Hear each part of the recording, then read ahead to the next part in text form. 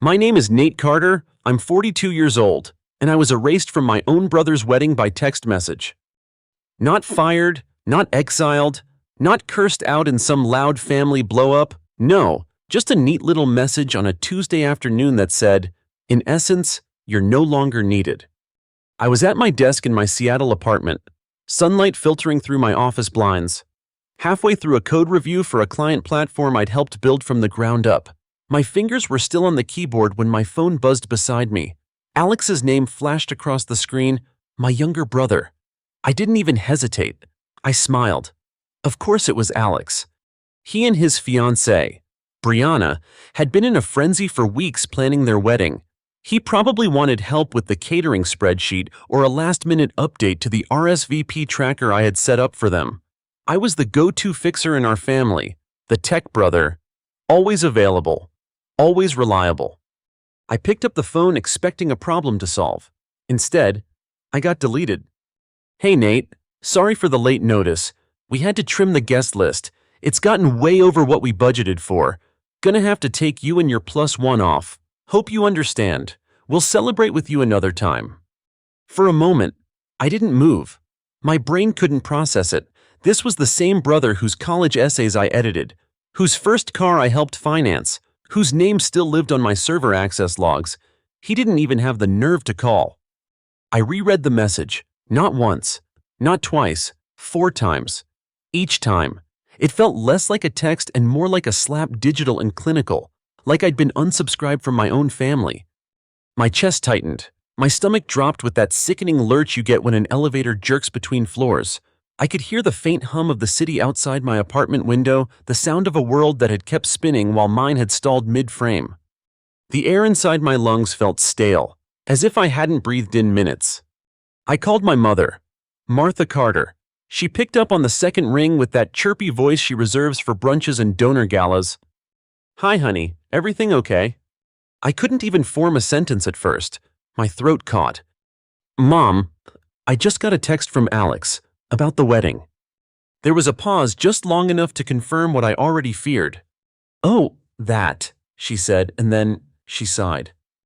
Not the kind of gasp you'd expect from a mother horrified by her younger son's betrayal, not even surprise, just inconvenience.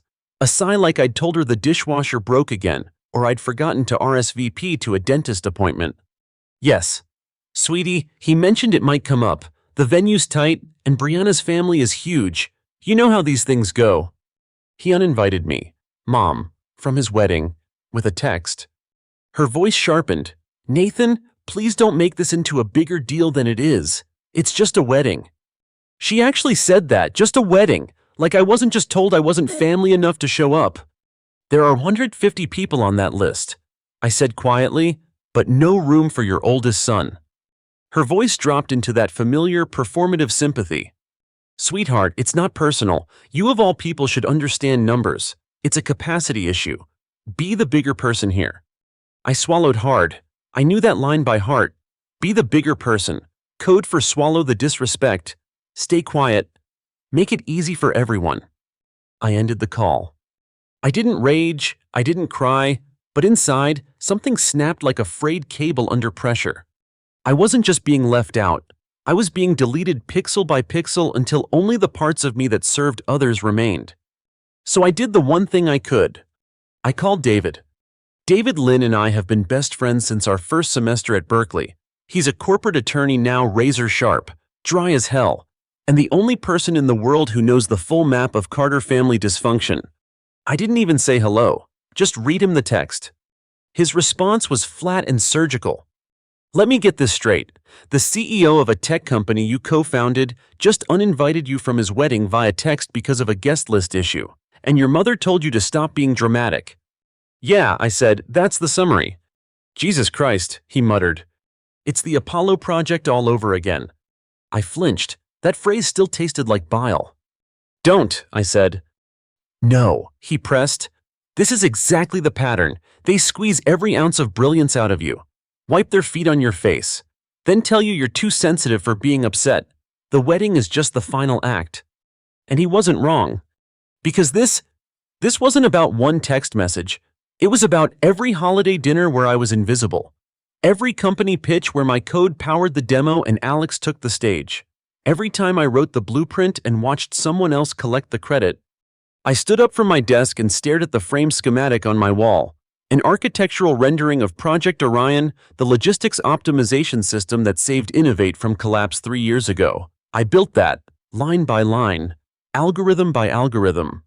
Next to it sat a photo, 2 boys in a backyard, arms slung over each other's shoulders, grinning at the camera like nothing in the world could break them. I hadn't looked at that picture in years. We looked like strangers from another universe, another timeline. Because in this one, that boy was about to crash a wedding without ever stepping foot inside. People like to say blood is thicker than water, but in my family, optics were thicker than anything. Let me back up. My brother Alex and I were raised in a neatly trimmed 2-story house just outside Seattle Bellevue.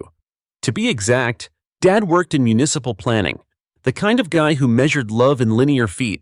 Mom was the consummate almond mom, the type who smiled politely through PTA meetings and made sure we wore matching polos in every family Christmas photo, even when it was 90 degrees out.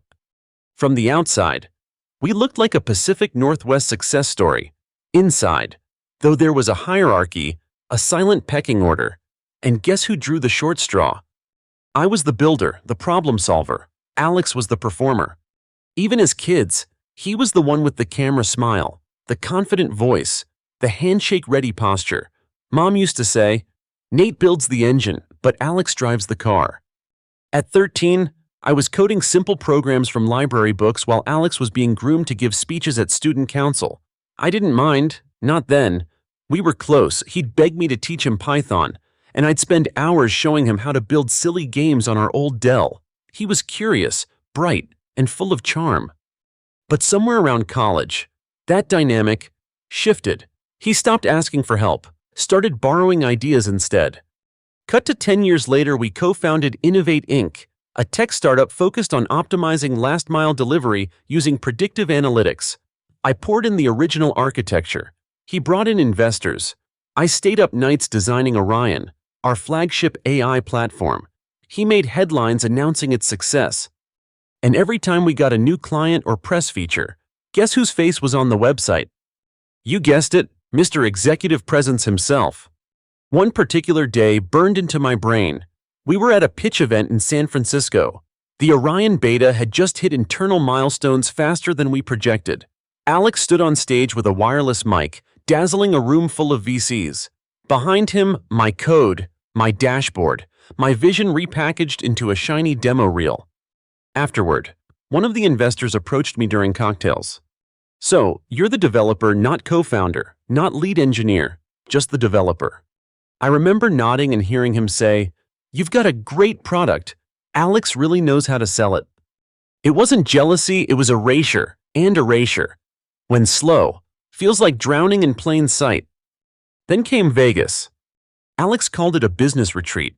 In reality, it was a weekend of crypto gambling, tequila flights, and a $50,000 investment in an NFT marketplace that tanked within weeks. Guess who bailed him out?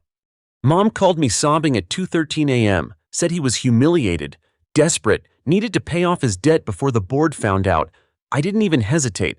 I liquidated part of my own shares I'd been saving to buy my first home. "You're the big brother," she said. "Family covers family." They never paid me back, never even brought it up again. By now, you might wonder, why did I stay? Because that's what builders do. We stay behind the curtain. We hold the frame together so everyone else can shine. So, when Alex and Brianna announced their wedding last year, I didn't flinch when I was asked to build the entire RSVP system. I created a sleek, integrated platform complete with guest analytics, seating charts, auto reminders, and an AI-powered schedule that synced with the couple's calendars, all for free. "Can you add a guest photo slideshow too?" Alex texted me one night. Of course I could. I always could. The planning ramped up quickly. Mom sent me Pinterest boards for lighting schemes. Alex looped me into vendor calls, not as a guest, but as tech support. At first, I told myself it was fine, normal, I was good at this. I didn't need a spotlight. Then came the first slap, the preview video for the wedding website.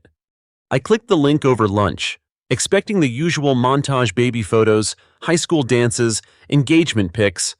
Instead, I watched 2 minutes of curated Carter family footage, where I was barely present. Not one photo of me and Alex, not one mention of Orion, not even a label under co-founder. Just a smiling couple and a voiceover calling Alex the visionary behind Innovate. I called Mom. She brushed it off. Nate, this isn't a LinkedIn profile, it's a love story. Right, a love story that erased half the truth. Still, I stayed silent, builders don't whine. Then came the dress rehearsal meeting. Alex was in Napa. The whole event was a destination wedding, sunset vineyards, drone photography, curated menus. He patched me in via Zoom from a boutique villa. So here's where we're at, he said. Brianna's family is adding a few more guests. Might get tight. Okay, I said. Need me to extend the RSVP limit? There was an awkward silence. Actually, that's what I wanted to talk to you about. He didn't finish the sentence, because 24 hours later, I got the text. And here's the irony. The entire infrastructure of that wedding, the guest list, the reminders, the vendor scheduling, even the slideshow during the reception was powered by a system I built. A system with my name on the root file, a system no one knew how to run but me. That's when David said it best. You realize they just uninvited the only person holding the foundation together, right? They didn't cut a guest, they cut the damn architect. I didn't say much at the time, I just stared at the framed schematic of Orion again. Then I pulled out the drawer beneath it. Inside was an old black CD case, one of those zip-up sleeves from the early 2000s. Inside, labeled in silver Sharpie, Real Founder, Backup 1. I hadn't touched it in years. But when I slipped it into my laptop drive, and that familiar startup hum buzzed to life, I smiled. They wanted me out of the picture. They forgot I still owned the frame. When I say my role in the wedding was reduced to tech support, I'm not being dramatic. 2 days after Alex uninvited me, I received an automated email from the wedding planner asking me to update the slideshow queue before Thursday. No greeting. No, we're sorry. Just a polite reminder that the backend looks great and thank you for your contributions. As if I were some anonymous freelancer they hired on Upwork. I stared at the message, letting the irony wash over me. I was now being asked to maintain the digital system for a wedding I was no longer allowed to attend. And they weren't even embarrassed. See, in a normal family, this would have caused a meltdown, but in mine, they were trained performers, professionals at narrative control. As long as the outer image was polished white linens, fairy lights, vineyard ceremony at golden hour, then the machinery underneath could rot. And I was part of the machinery. But they made one mistake. They forgot that the machine has a memory. And mine is forensic. I started digging. That same night, I reloaded the server logs for the RSVP platform. Every time someone accessed the system, made a change, added a guest, removed one, or even hovered too long over an entry, it left a trace, a timestamp, a fingerprint. And you know what I saw? 3 weeks earlier, Brianna's mother had submitted a request to add 15 new guests from her side extended family, potential donors, 1 or 2 influencers. 2 hours later, a call was logged between her and my mother. 10 minutes after that, a draft version of the guest list appeared, my name marked soft cut. I wasn't removed because of capacity, I was removed because I wasn't strategic. Apparently, I didn't match the vision. And that was the moment something cracked inside me. It wasn't rage. Rage would have been easier. It was grief, cold, steady, and oddly empowering, like watching your house burn and realizing you finally have a reason to move. I didn't sleep that night. Instead, I started sketching. Not revenge, not yet, just possibilities. David showed up the next day with bagels and a laptop. He took one look at the sticky notes plastered across my living room wall, timelines, access paths, code dependencies, and said, "Are you staging a wedding heist or reprogramming God?" "Little bit of both," I replied. He didn't flinch, just poured his coffee and asked, "What's your end goal?" That was the question. What was my goal? I didn't want to humiliate Alex. I didn't want to destroy anything. What I wanted desperately was to make them feel what I'd felt for years. To make absence visible. So I began mapping what I called the quiet collapse. The RSVP system was more than just a glorified spreadsheet. It synced with 3 key vendor services: the digital check-in kiosks at the venue, the seating chart projection display, and most critically, the live slideshow running throughout the reception, pulling real-time images from a curated database. If that system went offline, if it misfired or locked up, nothing would explode, but everything would quietly fall apart. The logistics, the illusion of control. The event would still happen, technically, but it would feel off, scrambled, broken. Kind of like how I'd felt every Thanksgiving dinner for the last 10 years. David leaned back, crossing his arms. "You don't even have to touch the code, do you?" "Nope," I said. "All I have to do is leave." Because I hadn't just built the system, I was the system. I had administrative privileges on every layer backend: vendor access, encryption keys, failover protocols. If I revoked my permissions and walked away, no one could replace me in time. I didn't need to sabotage anything, I just had to disappear. It was poetic, fitting, biblical, even. Let them try to run a wedding on bones they stole. Still, something held me back. That night, I found myself staring again at the framed photo of us as kids, me and Alex in our backyard, huddled over a plastic robot I'd built from scrap electronics. His face lit up like he'd seen a miracle. That was the day he asked me to teach him to code. I remember how proud I felt. I also remember the first time he claimed he invented Orion in a press interview, and how Mom said, "Well, Nate, he did bring in the capital. Let him have this one. Let him have this one." They let him have everything. The next day, I sent a final message to Alex. "Congrats on the wedding. Please remove me from all internal systems and communications. I no longer consider myself affiliated." He didn't reply. But someone else did. Brianna's assistant. She emailed asking if I could stay on board for 2 more weeks, just to ensure a smooth deployment. I didn't respond. I just opened my admin panel, scrolled to the root folder, and toggled the failover protocol to manual override only. Then I locked it. The system would run as is, flawlessly unless someone tried to change anything, if they did. It would ask for me and only me. Builders don't burn things, we just stop fixing them. The morning after I locked the RSVP system, Seattle was quiet in that wintry way, fog clinging low like memory. Soft light sliding across my hardwood floors. I brewed a black coffee, no sugar. My hands moved on autopilot, but inside, something had shifted. I didn't feel guilt, not yet. What I felt was clarity. You see, when someone erases you over and over again, you start to believe you're not real, like a ghost in your own origin story. But when you choose to disappear, that's different. That's power. David came by later with his laptop and a copy of the wedding itinerary, which he printed out like we were planning a military operation. In a way, we were. He placed the pages on my kitchen island and tapped the top line. Napa, Saturday, 4:00 p.m., outdoor ceremony, projected slideshow, live check-in via QR codes. "Yup," I said, sipping my coffee. "I'll run through the platform." He grinned.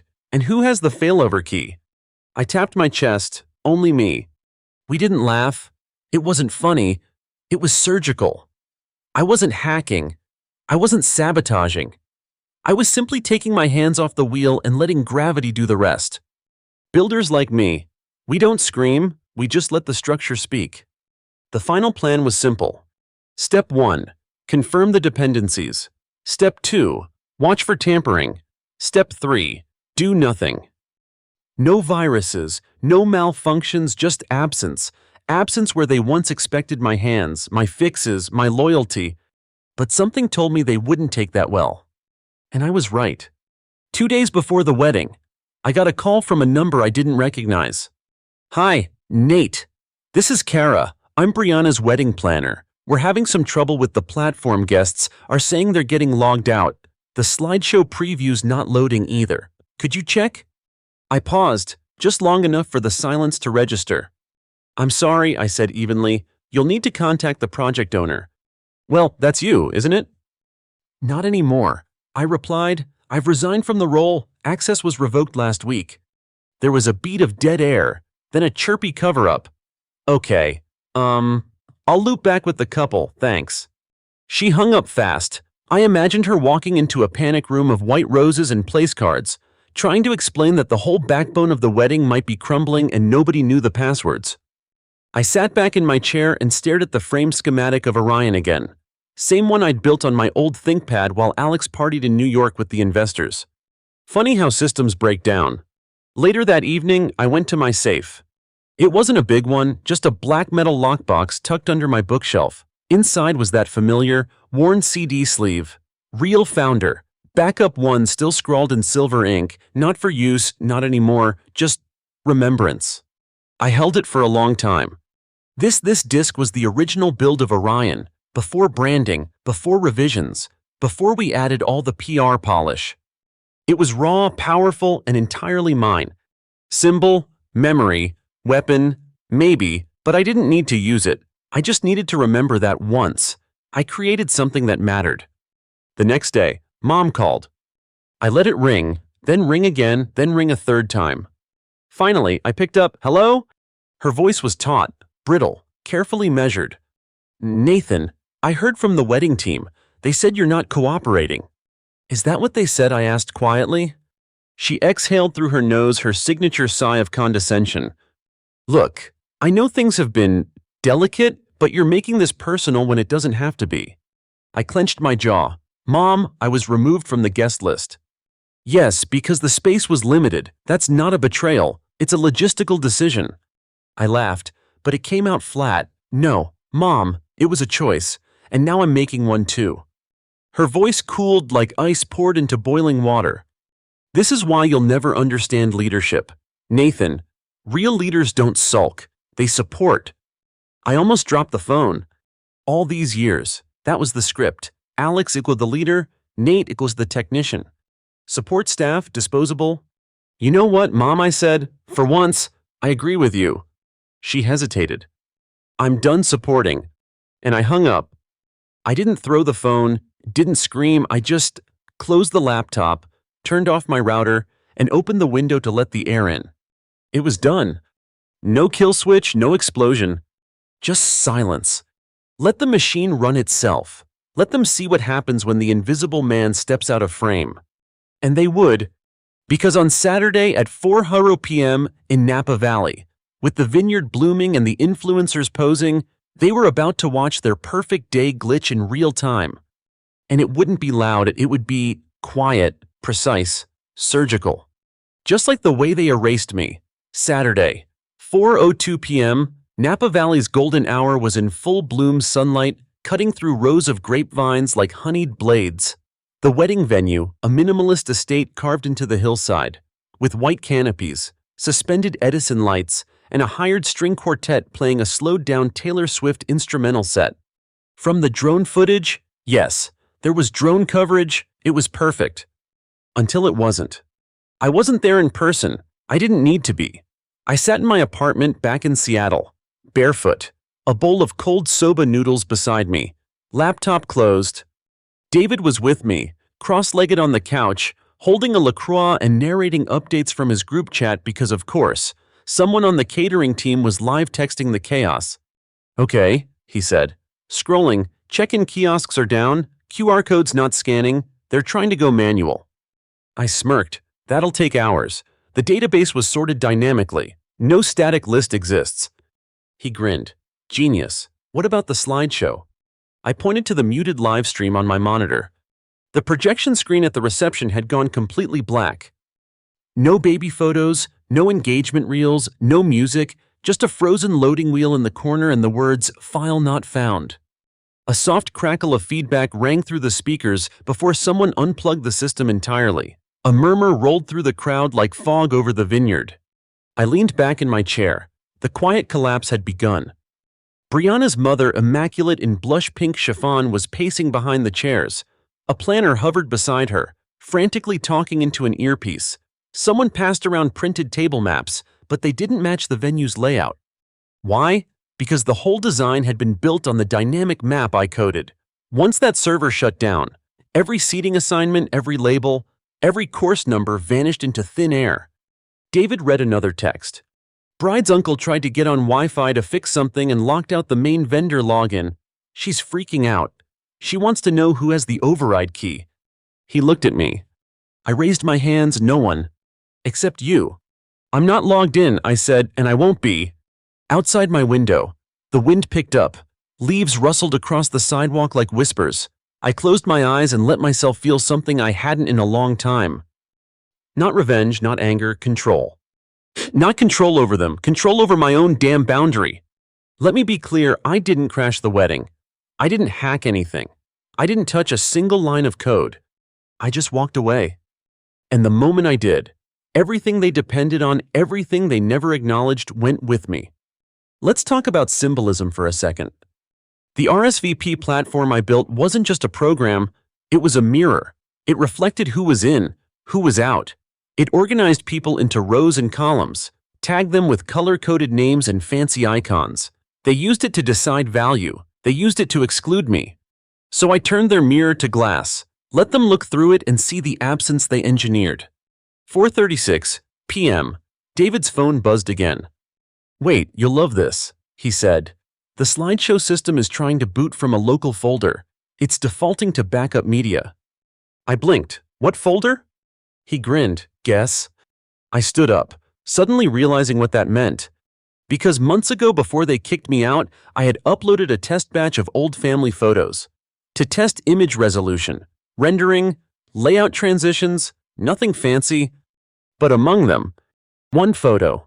A candid from 2002, me and Alex in our parents' garage, holding up a prototype of our first project together, a rudimentary motion sensor camera built from scrap parts and duct tape. Both of us beaming. The timestamp still burned in the corner. And now, somehow, that photo was cycling on loop in front of 150 wedding guests. The screen flashed, then flickered, then held.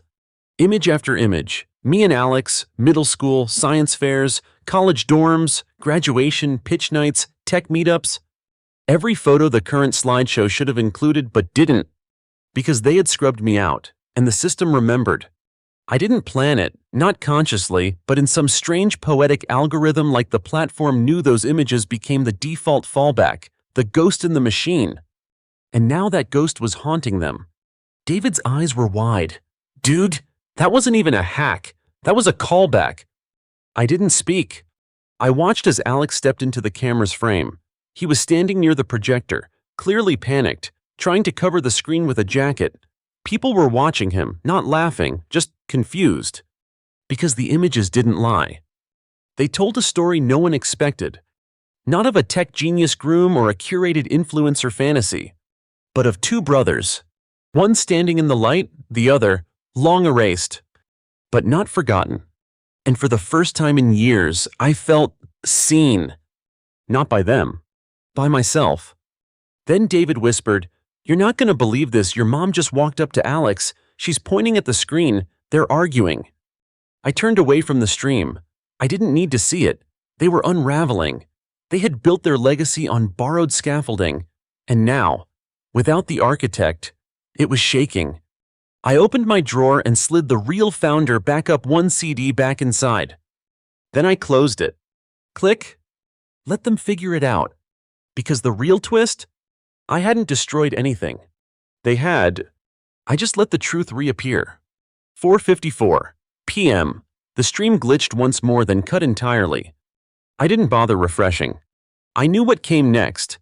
Confused glances, whispered accusations, someone blaming the Wi-Fi, a panicked planner on the phone with tech support that couldn't help because the person who built the system had already stepped away. And there it was. The collapse wasn't dramatic, it wasn't cinematic, it was worse. It was awkward. Unfolding in real time, in front of people who cared more about impressions than relationships. David turned to me from the couch, his voice soft now. "You okay?" I didn't answer right away. My chest felt light, hollow in a strange, unfamiliar way, like I'd just finished running a marathon I didn't know I'd been in. But beneath that relief, a deep, unshakable peace. I finally said, yeah, I think I am." For once, there was nothing left to fix. No problem to patch, no gap to fill, just silence, the kind that comes after you put something down for good. David nodded and handed me his half-empty LaCroix. "To absence," he said, raising it like a toast. I clinked mine against his. "To boundaries." We both laughed. Later that night, I received the first of what would become a series of messages. Most of them didn't come from Alex. They came from his friends, from his colleagues, even one from an old investor. Each one said some version of the same thing. "Hey, I saw what happened today. Wasn't sure what went down, but it didn't feel right." They didn't even mention your name. "Man, everyone knew you built that thing."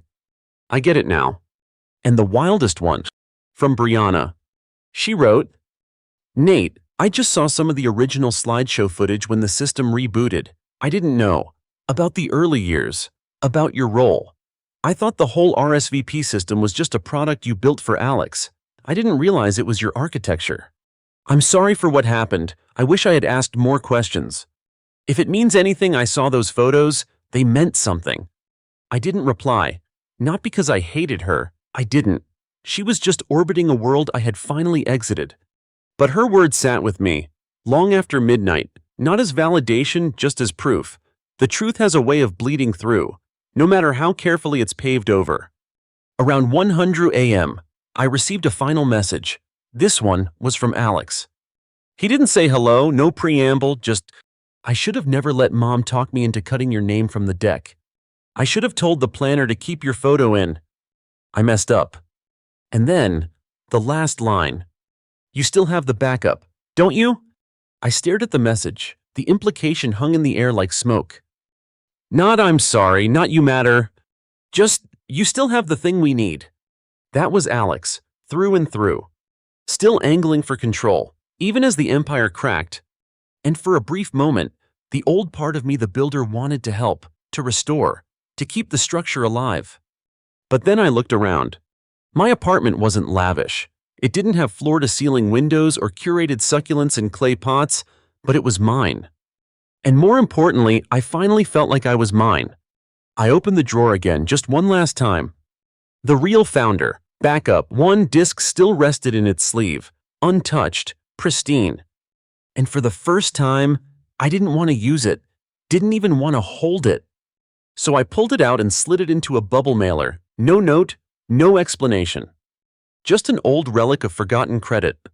I addressed the envelope to their new apartment in San Francisco, dropped it in the mailbox, and walked away.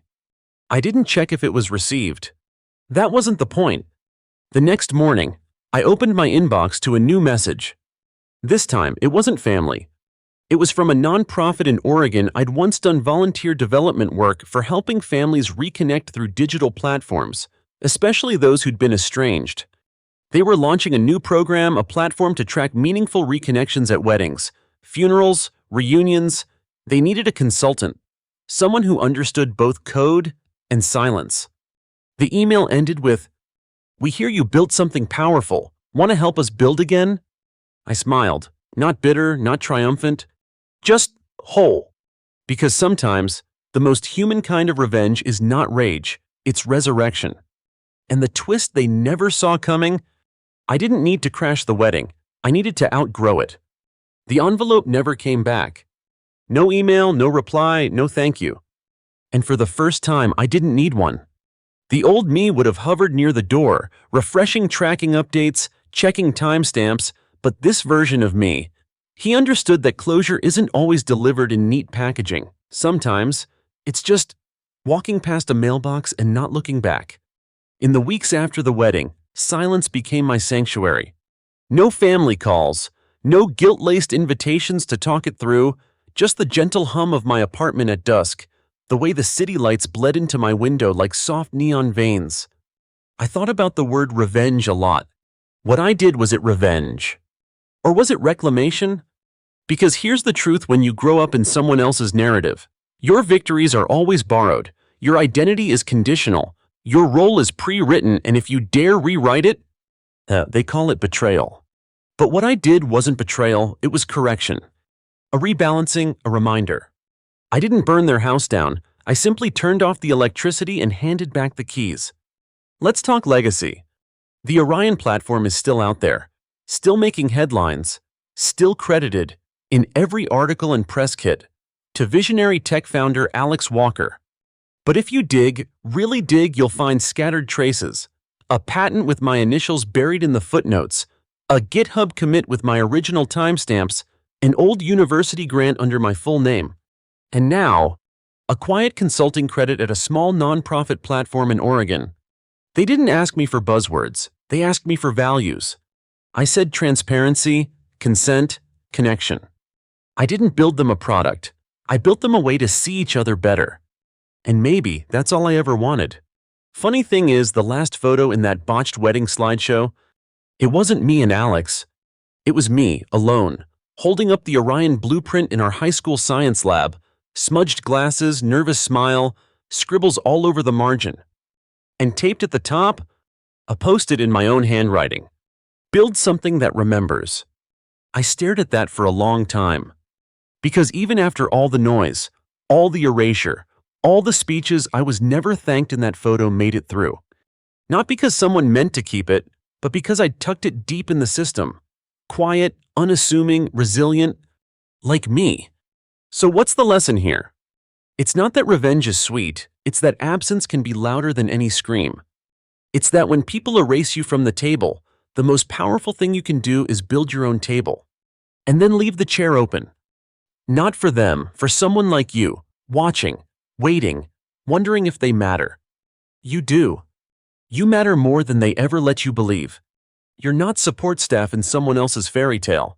You're the architect.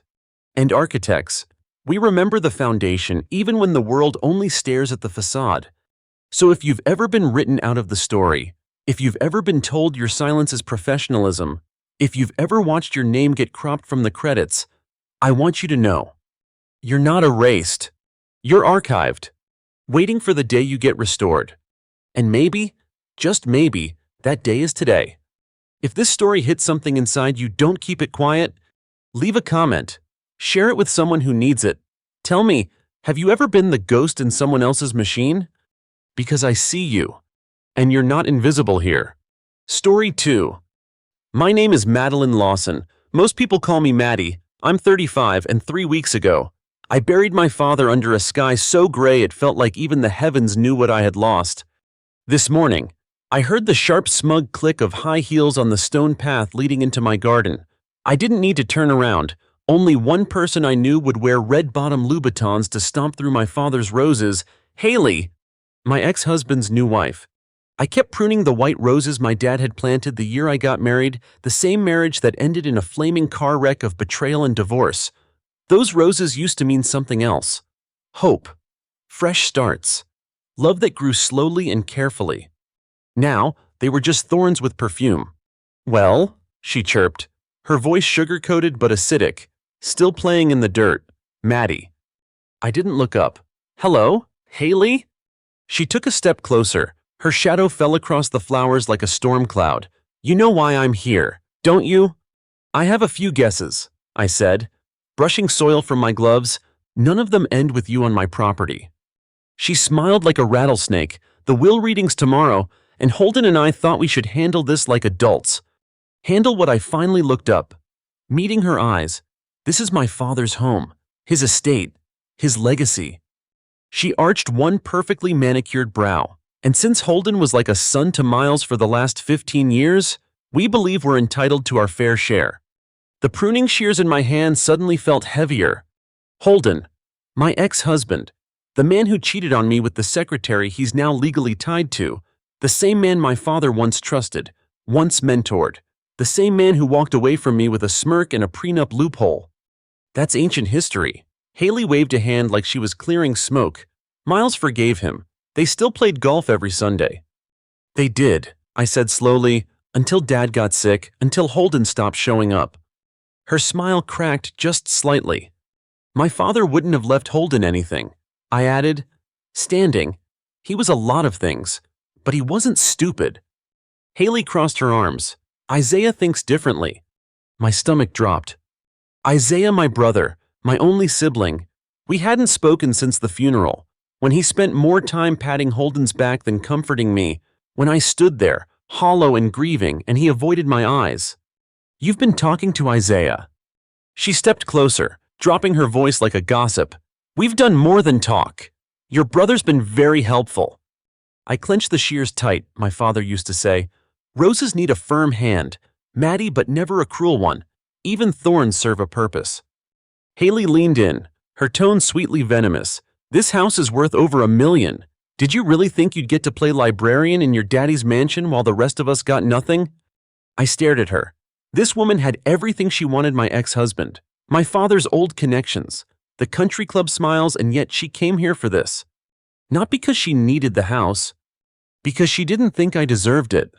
She turned to go, then paused at the gate. Oh, and maybe start packing. Holden and I will need at least a month to renovate before we move in. As the sound of her heels disappeared down the path, I looked down at the roses. One bloom was crushed under my shaking hand. Its white petals, speckled with soil, looked like bruised skin. Dad once said white roses stood for new beginnings. All I saw was red. I pulled out my phone and called the one person who always showed up. Aaliyah, I said when she answered. Haley just paid me a visit. Tell me everything, she said, her voice already shifting into lawyer mode. I'm coming over. 5 minutes later, she stood in my father's study with a briefcase in one hand and a bottle of Cabernet in the other. She didn't even wait for me to offer a glass, just popped the cork and poured generously. You haven't opened it yet, she asked, nodding toward the envelope I held. The one I'd found under the rose bush, hidden, damp, with my name in my father's handwriting. No, not yet. I was afraid. She raised an eyebrow. Afraid of what? Of what Isaiah might have done? Of what Holden might have gotten Dad to sign? Of what Haley thinks she already owns? Aaliyah sat on the edge of the desk. Your father was very clear with me. He wanted certain things revealed at certain times. I looked up. You knew about this? She nodded. I helped him set it up. After the diagnosis, he came to me. He knew who was circling. He knew how this would go. I stared at the envelope. The paper felt heavier than it should have, like it was carrying more than ink, more than instructions, maybe a final message, maybe a battle cry. I broke the seal. Inside was a single sheet of paper and a small brass key. My dearest Maddie. It read, if you're reading this, someone's already made a move. I'd wager it's Haley. She always did remind me of a shark smile, all teeth, no soul. Aaliyah chuckled into her wine. The key opens the right bottom drawer of my desk. You'll find what you need there. Remember what I told you about chess? Sometimes you sacrifice a pawn to protect the queen. Love, Dad. I didn't realize I was crying until a tear dropped onto the letter. Aaliyah gestured to the drawer. I slid in the key. Click. Inside a thick manila envelope. And a USB drive. Before I could speak, Aaliyah said quietly, there's something you need to know about the will reading. What? Your father made a codicil 3 days before he died. My fingers froze. He changed the will, added to it, and trust me, it's going to change everything. But before I could react, I saw something else. Nestled in the back corner of the drawer under the papers was a familiar object. A polished black bishop? From Dad's antique chess set. I turned it over in my hand. It was warm. From where it had sat absorbing years of secrets and sunlight. Every game has one hidden piece, he used to say, and it's not always the one you expect. I looked at Aaliyah, and I knew exactly what I had to do.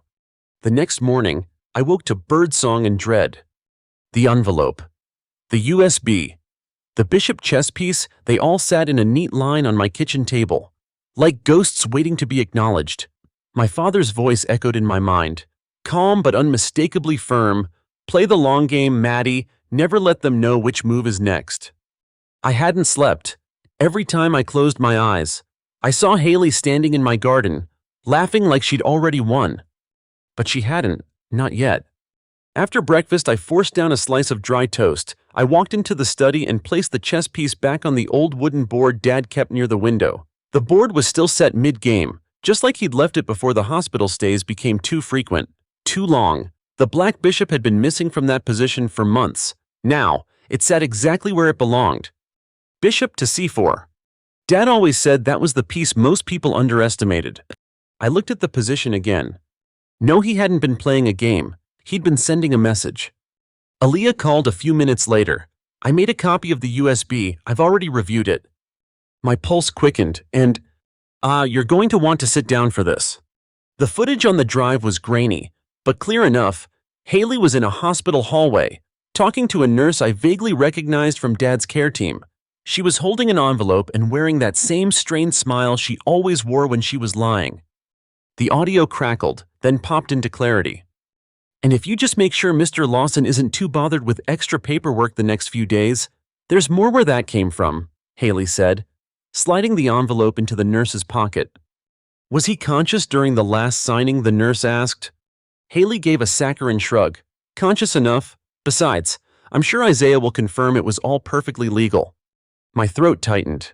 I felt like someone had poured cold cement into my chest. Isaiah. My brother. The one person left who should have been on my side. Growing up, Isaiah and I weren't particularly close, but we weren't enemies either. We were orbiting. He was 3 years older, always at debate club or science fairs. I was the messy one with paint on her jeans and book quotes scribbled in her margins. But when Mom died, we were all Dad had in each other. Things changed when Holden came into the picture. Dad loved him, or at least respected him, his ambition, his charm, the way he pretended to be the son Dad had always wanted. Isaiah resented it. I saw it in the way he stiffened whenever Holden was around, but he never said a word. The irony, now Isaiah was defending him, supporting Haley. I remembered the funeral, Isaiah in a charcoal suit, his tie too tight, his expression unreadable. He spent most of the reception whispering with Holden in the corner while I tried not to collapse under the weight of losing our father. When I finally approached him, his words cut sharper than any knife. "Dad made his choices. Maddie, don't try to rewrite them just because they don't favor you." That was the last time we spoke. Until now. I drove across town to my father's attorney's office, the same firm he'd trusted for 20 years. The walls were lined with certificates and oak shelves, the kind of place where secrets didn't stay buried, they were just filed away. Miss Lawson, the lawyer, a woman named Karen Blackwell, greeted me. "Your father left very specific instructions. You and your brother were both named in the original will, but 3 days before he passed, he made several legally binding amendments." Why, I asked. She studied me for a long moment, because he no longer trusted those around him. Meaning, she slid a copy of the codicil across the desk. It was signed, dated, notarized, witnessed by 2 staff members from the hospice. And it was clear Holden and Haley were to receive nothing. Not a cent. Not a keepsake. Nothing. The house, the estate, the investments, everything would be placed into a trust, to be managed solely by me and used to fund a public literacy program in my father's name. The trust had already been registered. My hand trembled as I read the last line. Handwritten in Dad's familiar scrawl, "My daughter was my legacy long before she held my name. Now she holds my trust." I bit the inside of my cheek to keep from crying. That night, I found myself sitting in the garden again. The roses glowed under the moonlight, pale as ghosts. I thought about Dad's last few months, how he'd grown weaker, quieter, but somehow more deliberate. He'd seen this coming. He'd seen Haley's ambition, Holden's greed, maybe even Isaiah's silence. And instead of telling me, he gave me tools, clues, chess pieces. Bishop to c4. USB. Key. Codicil. The house wasn't just a house, it was a fortress, and he'd built it for me to defend. Around midnight, my phone lit up. A message from an unknown number. "You really think a piece of paper will stop us?" No name. But I didn't need one. I knew exactly who it was, and they had no idea what I had planned. I didn't respond to the message. Let them wonder if it rattled me. Let them think I was still the same Maddie, quiet, passive, good at folding laundry and not much else. They had no idea the Maddie they once knew had buried her father, planted her grief in a garden of white roses, and grown thorns overnight. The next week passed like a slow-boiling kettle tense, hot and screaming just under the lid. Haley and Holden escalated fast. First, it was a formal letter from their lawyer, demanding a full inventory of assets from the estate. Then came the email to the HOA, claiming I was letting the house fall into unsafe disrepair and devaluing neighborhood property. But the real slap came on Friday morning. A for sale sign had been staked into the lawn. Without my consent, without my knowledge. By the time I stormed outside, Haley was already there, dressed in athleisure that probably cost more than my entire outfit. Sipping a matcha latte like this was just another day in suburban conquest. "Good morning," she chirped. "Hope you don't mind. We just wanted to gauge interest." I stared at her, stunned. "You listed my father's house?" "Without asking." "Oh, honey," she cooed. "Technically it's not yours until probate closes. And Holden and I have a vested interest. We're just expediting things." "Expediting," I repeated, tasting the word like poison. I looked past her at the sign, Lindsay and Worthington Realtors, one of the most exclusive luxury agencies in Portland. This wasn't about selling. This was about status, power. She wanted to rub it in the neighborhood's face that she'd won. Except she hadn't. Not yet. Later that afternoon, Aaliyah and I met at the local library, the same one I managed part-time. I sat behind the desk while she paced between shelves like a storm system trying to contain itself. "They listed the house without title rights," she snapped, heels clicking with every word. "That's borderline fraud." "It's intimidation," I said quietly. "They want me to break. They want me to walk away."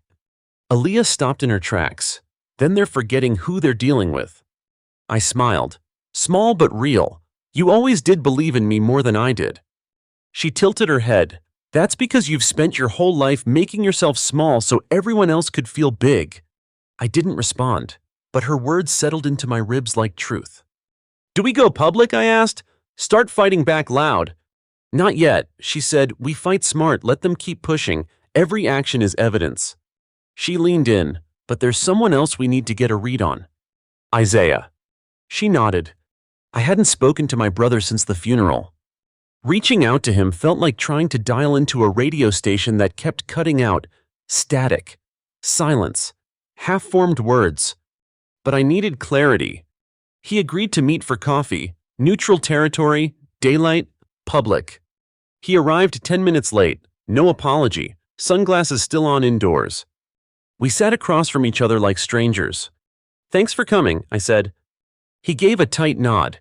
"You said it was important." I cut to the chase. "Are you helping Haley?" His jaw tensed. "Define helping." "She's using your name to back her claims, telling people Dad wanted Holden to have part of the estate, that you're supporting her." He didn't deny it.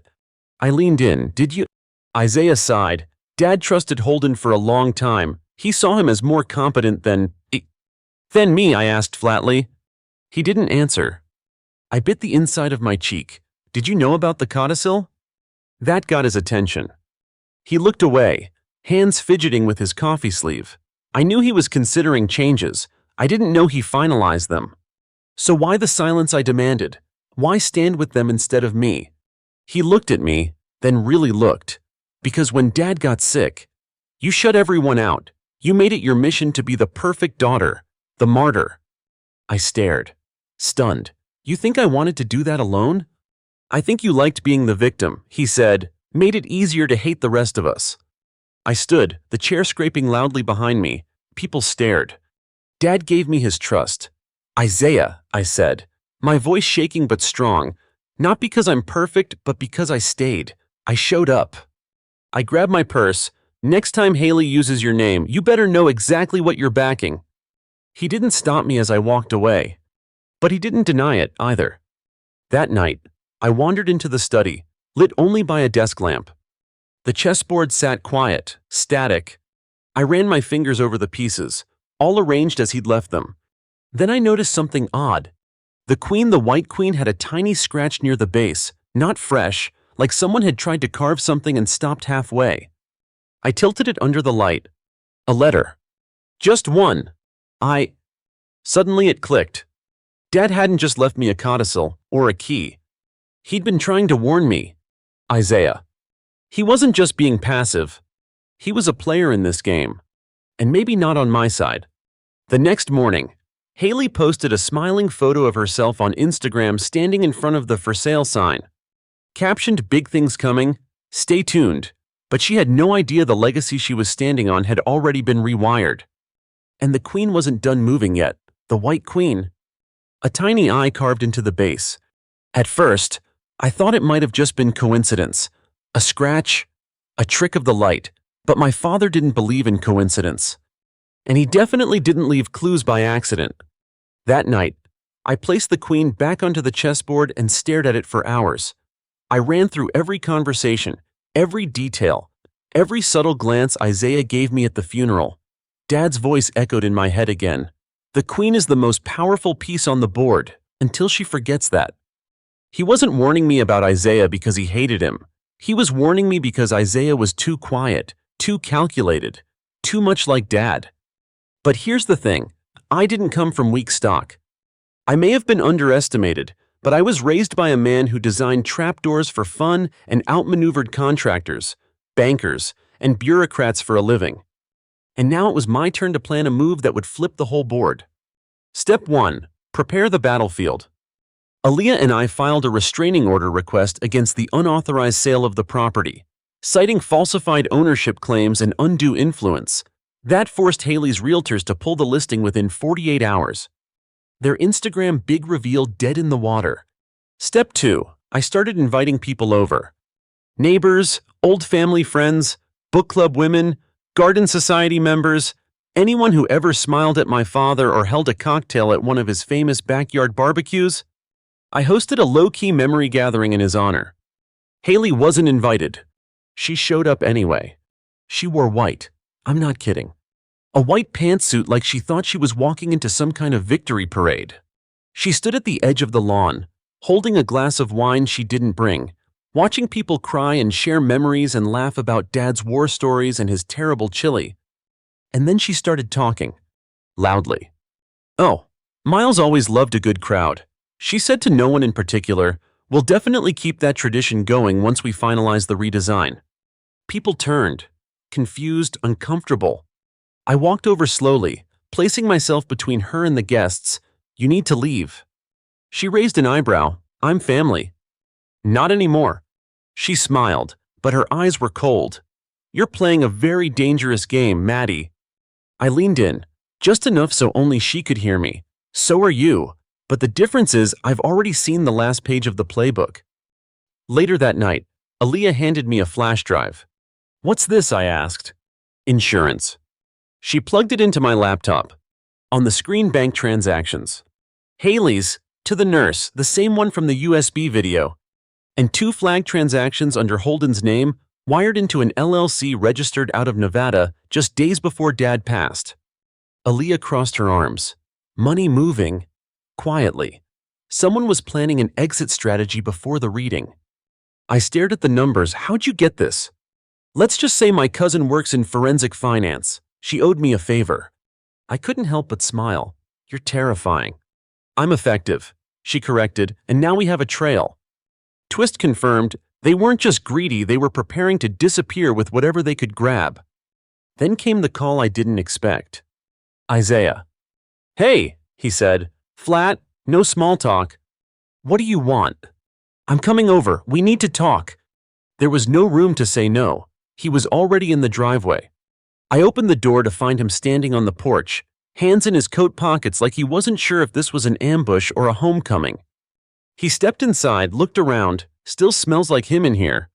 I stayed quiet. He turned toward me. "You think I'm with them? Am I wrong?" A pause. Then, finally, he sat. I never trusted Haley, not for a second. And Holden, he was a leech, but I needed to stay close to know what they were doing. I blinked. "You were playing them?" He nodded. "Dad made me promise to protect you, but he also made me promise not to interfere too soon. He wanted you to stand on your own." My eyes burned. He didn't think I was capable. Isaiah's expression softened. "No, he thought you were more than capable, but he knew you wouldn't believe it unless you proved it to yourself." It hit me then my father's faith wasn't a cushion. It was a challenge. "Why didn't you tell me?" I wanted to, but Haley watches everything. Holden's got people sniffing around the courthouse. If they even suspected I was on your side, everything Dad set up could unravel. I folded my arms, skeptical. "So what now?" He reached into his coat and pulled out a sealed envelope. "My insurance policy," he said. "Dad gave it to me to hand to you, only when I knew you were ready." My fingers trembled as I took it. "And you think I'm ready now?" He smiled. "I know you are." I opened the envelope. Inside a single sentence in Dad's handwriting. "Look under the rook." I ran to the study. Isaiah following. I lifted the black rook from the board. It was heavier than it should have been. I twisted the base. Click. The bottom popped open. Inside another flash drive, this one labeled simply truth. I plugged it in, heart racing. On screen a recorded video. Dad, sitting in his study, pale but sharp-eyed, strong. If you're watching this, he began, then I'm gone, and someone's trying to steal what isn't theirs. He paused. Haley, if you're watching, shame on you, and Holden, get out while you can. You were never smart enough for this game. He looked directly at the camera. But to my daughter, the queen, this is your move. Finish what I started. And then, the screen went black. I sat in silence. I wasn't scared anymore. I wasn't angry. I was ready. I didn't sleep that night. The flash drive labeled truth sat in the USB port like a final puzzle piece that had just snapped into place. Dad's voice still echoed in my chest, calm, unwavering. This is your move. Finish what I started. I watched the video 3 times, not because I didn't understand it, but because I needed to feel it, let it etch itself into my bones. Every breath he took, every pause in his voice, every look into the camera, it wasn't just information. It was a handoff. And I had just inherited a war. Step 1. Control the narrative. Aaliyah pulled a few strings and helped me schedule a community remembrance event at the public library, a celebration of Dad's legacy, with a keynote from yours truly, and an open forum about the launch of the Miles Lawson Literacy Fund. The entire neighborhood was invited, including Haley and Holden. And the press? A local newspaper had already confirmed coverage. Daughter of late industrialist announces legacy initiative. It was soft enough to feel warm, but sharp enough to sting anyone who tried to say I wasn't his daughter in every way that mattered. We printed up posters, flyers, created a donation page, a volunteer sign-up form. Isaiah agreed to speak briefly, his way of signaling to everyone watching that he was firmly on my side now. The trap wasn't ready yet, but I had just drawn the first circle of fire. The morning of the event, I walked into Dad's study one more time. Not to cry, to arm myself. I put on one of his old watches, heavy, gold-rimmed, still ticking. It was a little loose on my wrist. It made me feel like time was finally working with me. On the way to the library, I rehearsed my speech, but I didn't need to. Every word was already embedded in my skin. I wasn't just speaking for my father, I was speaking as his legacy. The parking lot was already filling when I arrived. People I hadn't seen in years were hugging me, handing me notes, telling me what a great man my father had been. I looked over to see Haley and Holden slinking in through the side entrance. She wore another white outfit, this one tighter, colder, like she was dressing for her own victory lap. She didn't realize she'd walked straight into a battlefield. I stood at the podium, looked over the crowd, looked at her, and I began. I used to think legacy was just a word people threw around at funerals to feel better about loss, but now I understand it's not what you leave behind. It's what you leave standing. I let that sit in the room. My father left behind more than assets and property. He left behind values, structure, intention, and most importantly, he left behind a plan, one that begins today. I gestured toward the projector. A large screen behind me flickered to life. A title appeared, The Truth They Didn't Want You to See. And then I hit play. The room watched in frozen silence as the video of Haley surfaced. Grainy, time-stamped, undeniable. Her voice, clear as crystal. Make sure Mr. Lawson isn't too bothered with extra paperwork the next few days. Gasps echoed. Then the bank statements, the wire transfers, the LLC registered in Holden's name.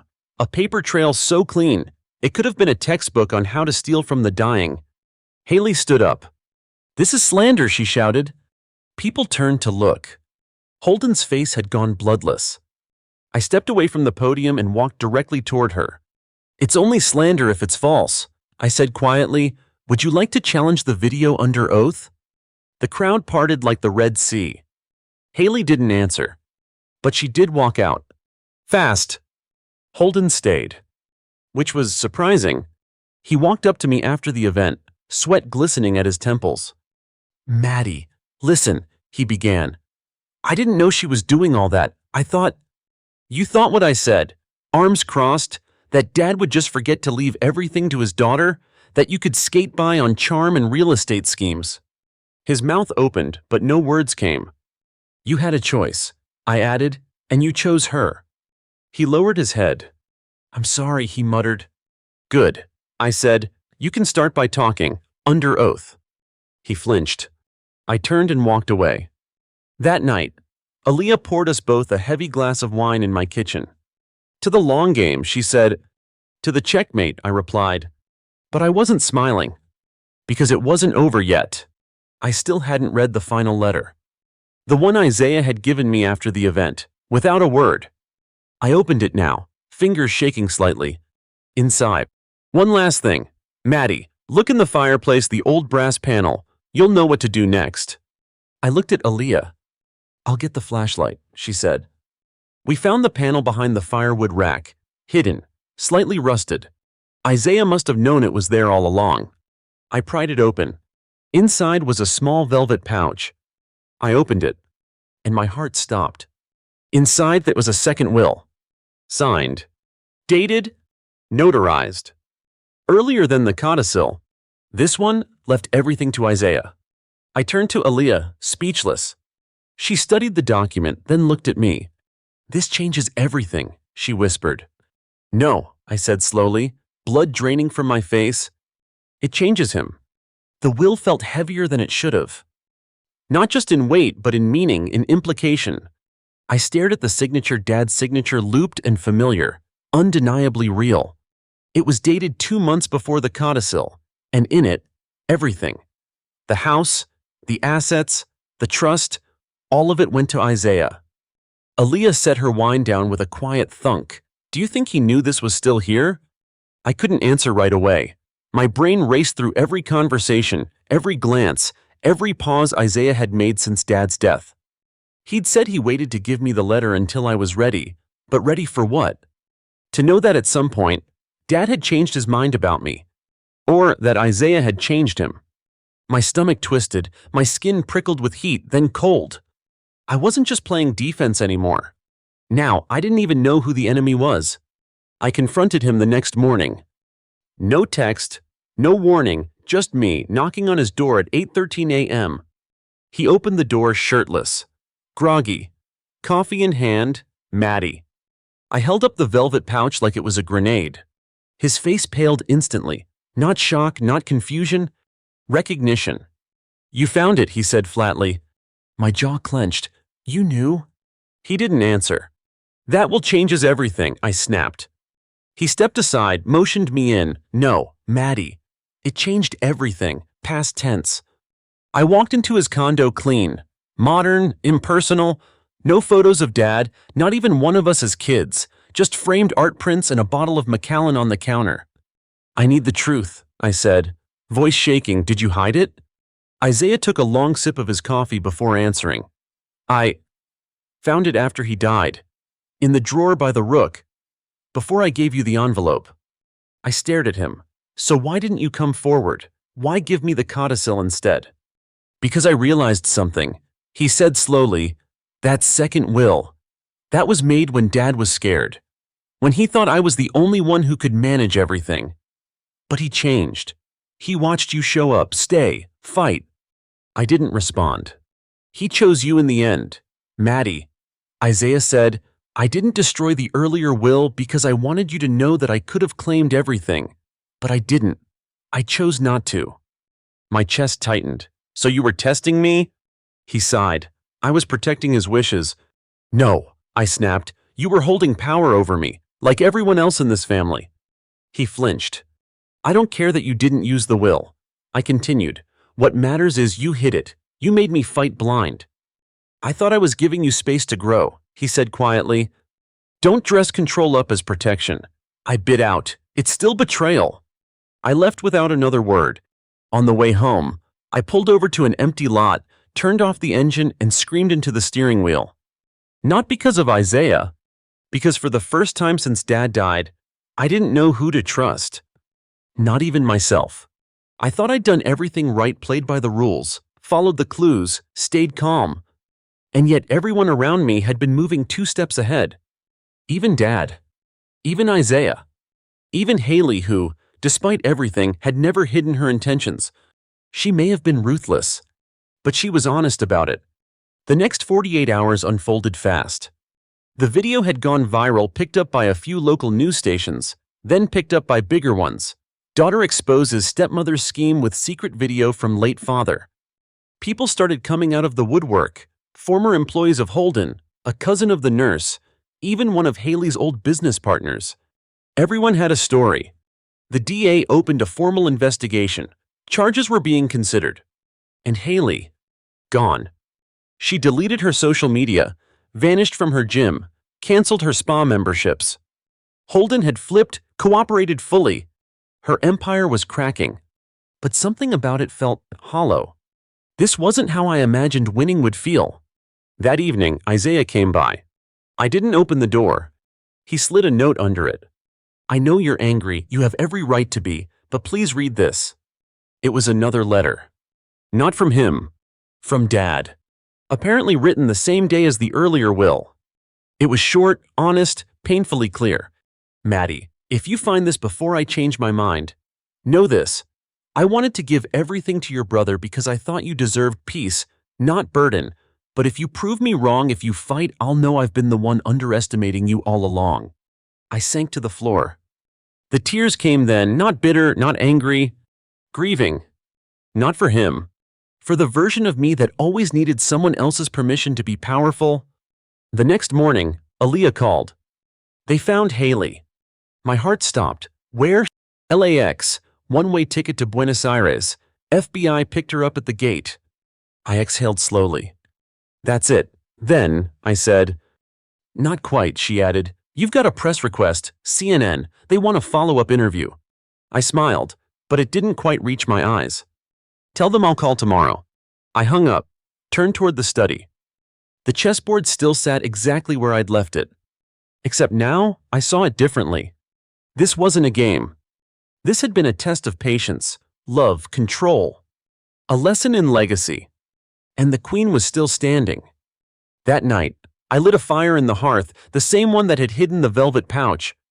I placed the earlier will, the one leaving everything to Isaiah, into the flames. Not out of spite, out of clarity. Because legacy isn't about who was chosen. It's about who chose to stay.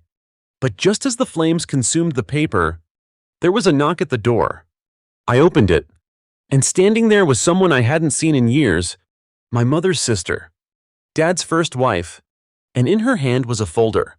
This, she said softly, might change everything you thought you knew about your father. She stood there in the doorway, my Aunt Claire. I hadn't seen her since I was 12. She and my mother had fallen out long before the divorce, and after Mom passed, Claire just vanished. No cards, no calls, no holiday visits. For the longest time, I wasn't even sure she was alive. But now, she stood before me, holding a manila folder like it weighed more than gold. I came as soon as I saw the news. She said softly, about Haley and the video. I stepped aside wordlessly and let her in. She looked older, of course.